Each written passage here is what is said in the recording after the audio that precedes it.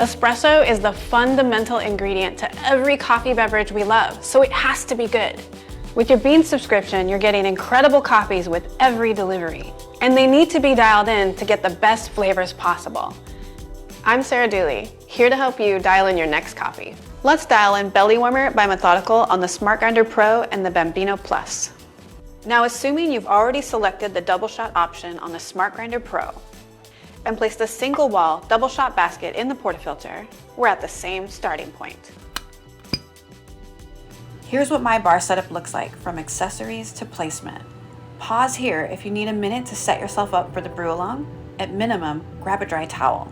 That cute little floral bag right there is Belly Warmer by Methodical, and it's also in my hopper. I love this coffee because it always comes to us with a lot of chocolate and this almond butter flavor that you just can't get enough of. My grinder is currently set at a 12, and yours may be different, and that's okay.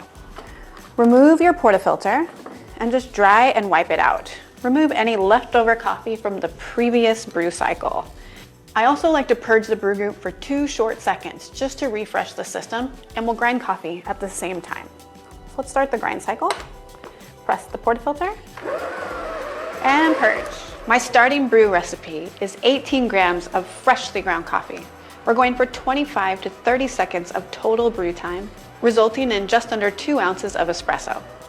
You can hit the pause button and just settle the basket a smidgen and restart. There we go. It's gonna look like you have a lot of coffee, but it really is about 18 grams once you settle the bed. So let's do that together. I'm just gonna move the coffees to the edges like you would settle a cake pan. Grab your tamper, align your wrist and elbow in a straight line as best you can and press into the bed until the bed stops moving or pushes back at you. That's it, we got a nice flat bed. I'm also gonna verify the dose and just make sure I don't have too much. Using this handy little razor tool, head over to your knockbox and give it a little shave.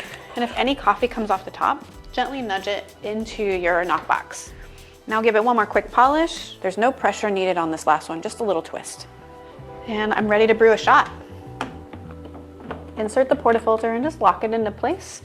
Press the double cup button and grab your cup.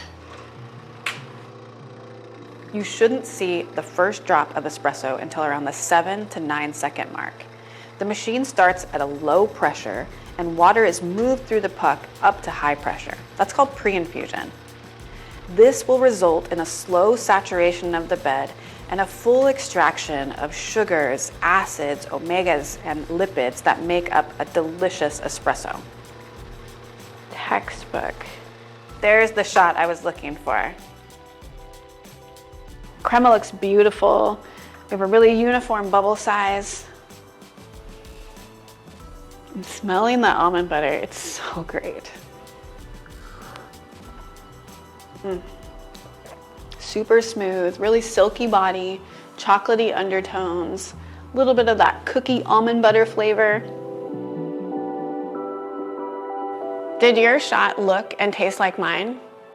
The #1 goal of adjusting the grind is to either slow down or speed up the flow of water through the coffee bed.